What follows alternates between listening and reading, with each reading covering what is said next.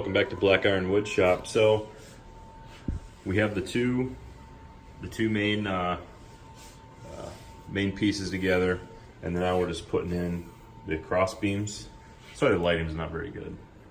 Cross beam there, and then we will put one that goes from there to there, and then also one from there to there.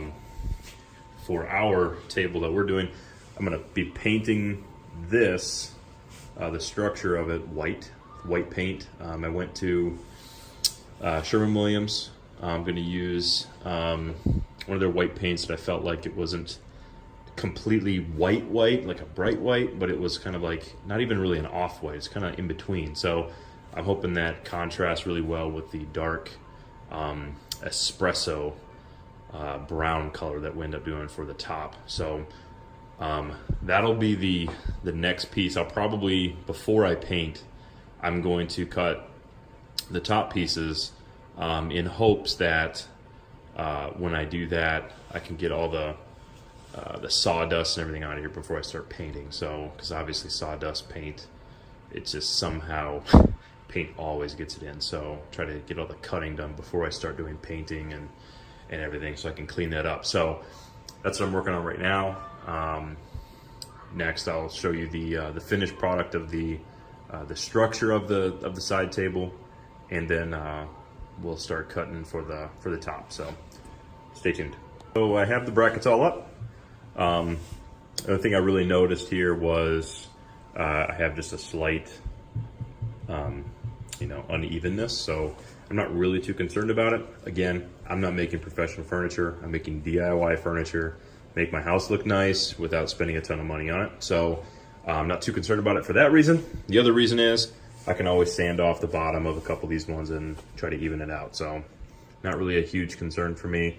Also, once we get the top put on, and then also I'm gonna have on this piece, we're putting down a shelf as well. So it's going to be pretty substantial weight that might actually take care of it anyway.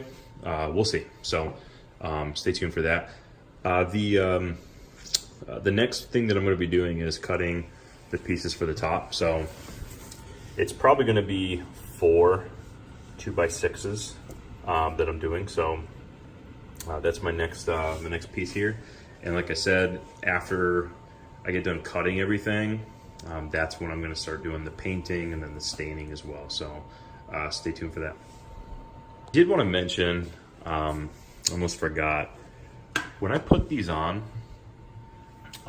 you can see I try my best to make this as even as possible at the top. The way that I do that with the top would be pretty simple. Just use a level, and I just kind of butt it up to the top there and then screw it in. So that way I, just something flat. I use, one of my levels for that. The other one is the bottom. This is one that I picked up a trick. I'm not sure where I got it from, but I cut a piece to whatever length that I need it. In my case, I actually used not the side that I cut, as you can see there, but I just use the side of a 2x4 because they're all pretty evenly at 3.5 inches. So that's about the space that I wanted. So I just put it there, set it on top. I do a second one, set it on top there, and then I screw it in. And that way everything stays pretty much even. So a couple little tricks, tips that I've kind of learned along the way to try to keep things as even as possible. The 2x6s, I can't use that strip of wood back there to kind of help me mark out the measurements, just because the 2x6 for my saw, my blade isn't big enough. So what I do is I, measure it out with tape. I do the first one, measure that out. I'm gonna do this actually 22 inches instead of 23. And then what I do is just kind of make a draw a line from right there, okay?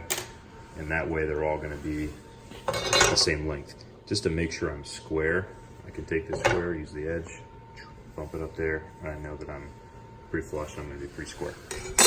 So I said the last one to do, I used 2x6. I just did an 8-foot one because I know I'm going to be right underneath 8 foot.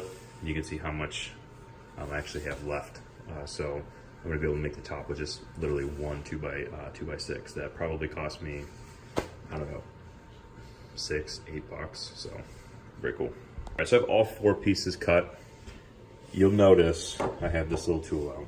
So get a new blade mic is really the theme here. So you can see this fraying.